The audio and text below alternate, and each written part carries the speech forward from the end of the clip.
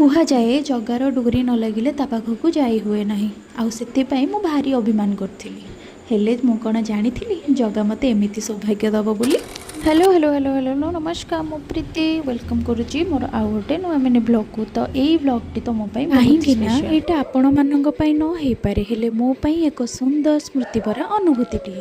କାହିଁକି ନା କେତେ ବର୍ଷରୁ ଇଚ୍ଛା ଥିଲା ଠାକୁରଙ୍କୁ ଟିକେ ଆଡ଼ପ ମଣ୍ଡପରେ ଦର୍ଶନ କରିବି। ଆଉ ଫାଇନାଲି ମୋତେ ସେଇ ସୌଭାଗ୍ୟତା ଆଜି ମିଳିଗଲା। ଆଉ ମୁଁ ଟିକେ ବି ଡେରି ନ କରି ରେଡ଼ି ହେଇ ବାହାରି ଯାଇଥିଲି ସିଧା ଗୁଣ୍ଡିଚା ମନ୍ଦିର ଅଭିମୁଖେ। ଆଉ ବାଟରେ ଗଲାବେଳେ ମୋ ମନରେ କେବଳ ଗୋଟିଏ ଜିନିଷ ହିଁ ଚାଲିଥିଲା କି ଏତେ ଗହଳିରେ ମୁଁ ଠାକୁରଙ୍କୁ ଟିକେ ଭଲରେ ଦେଖିପାରିବି ତ, ଭଲରେ ଟିକେ ତାଙ୍କର ଦର୍ଶନ କରିପାରିବି ତ।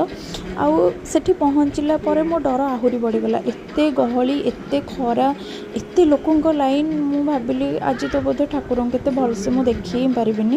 କିନ୍ତୁ ଆପଣ ବିଶ୍ୱାସ ବି କରିବେନି, ମୁଁ ସେଠି ପହଞ୍ଚିଲି ଆଉ ତା'ର ଜଷ୍ଟ ଅଧେ ଘଣ୍ଟା ଭିତରେ ମୁଁ ମନ୍ଦିର ଭିତରେ ଯାଇ ଠାକୁରଙ୍କୁ ବହୁତ ଶାନ୍ତିରେ ବହୁତ ପାଖରେ ଦର୍ଶନ କରି ଅଭଡ଼ା ପାଇ ଅଭଡ଼ା ଧରି ମଧ୍ୟ ଘରକୁ ଆସିଲି। ଏଇଟା ମୋ ପାଇଁ ସୌଭାଗ୍ୟ ନୁହେଁ ତ ଆଉ କ'ଣ କହିଲେ।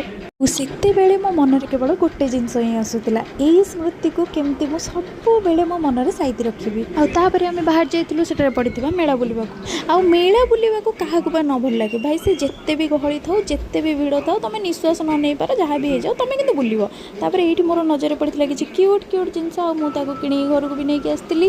ତାପରେ ଆମେ ମଜା ମସ୍ତି ବୁଲାବୁଲି କିଣାକିଣି ସବୁ ସାରି କିଛି ଟୁକୁମୁକୁ ଜିନିଷ ଖାଇ ଘରକୁ ଆସିଥିଲୁ। ତାପରେ ଏଇଟା ଥିଲା ତା ପରଦିନର ମାନେ ବାହୁଡ଼ା ଯାତ୍ରାର। ତ କ'ଣ ବା କହିବି, ଏତେ ଲୋକଙ୍କ ଗହଳିରେ କେବଳ ତ ଗୋଟିଏ ନାମ ହିଁ ଶୁଭୁଥିଲା କି ଜୟ ଜଗନ୍ନାଥ। ତ ପ୍ରଥମେ ଏଇଠି ଆସିଥିଲେ ବଡ଼ ଭାଇ ବଳଭଦ୍ର। ଠାକୁରଙ୍କର ଏଇ ଅଦ୍ଭୁତ ଭାବରେ ମୁଁ ଦର୍ଶନ କରିଥିଲି। ମୁଁ କ'ଣ ହିଁ କହିବି, ମାନେ ପ୍ରଥମେ ତ ବଡ଼ ଭାଇ, ତାପରେ ମା ସୁଭଦ୍ରା। ମାନେ ମୁଁ ଏତେ ଲୋକଙ୍କ ଭିତରେ ବି ମୁଁ ଏତେ ସୁନ୍ଦର ଭାବେ ଠାକୁରଙ୍କର ଦର୍ଶନ କରିଛି, କ'ଣ ଯେ କହିବି, ମୋ ପାଟିରେ ଭାଷା ହିଁ ନାହିଁ। ଆଉ ଫାଇନାଲି ଅପେକ୍ଷାର ଅନ୍ତ ଘଟିଲା। ଆଉ ଯେତେବେଳେ ମହାପ୍ରଭୁଙ୍କର ରଥ ଗଡ଼ିଲା, ସେତେବେଳେ ସେ ଯେଉଁ ନିଆରା ଅନୁଭୂତି, ସେ ଯେଉଁ ଖୁସି ଆନନ୍ଦ, ମାନେ ଶବ୍ଦରେ ତ କହିବା ହିଁ ଅସମ୍ଭବ। କେତେ କଥା ଭାବି ତ ଯାଇଥିଲି ତୁମ ଆଗରେ କହିବି ବୋଲି, ହେଲେ ତୁମର ସେଇ ଚକାନୟନ ଦୁଇକୁ ଦେଖିଦେଲା ପରେ କାହିଁକି ଜାଣି ସବୁ ଭୁଲିଗଲି। ବାସ୍ ଏତିକି ମାଗୁଛି ପ୍ରଭୁ, ବଞ୍ଚିଥିଲେ ଆର ବର୍ଷ ନିହାତି ଭାବରେ ଡାକିବ।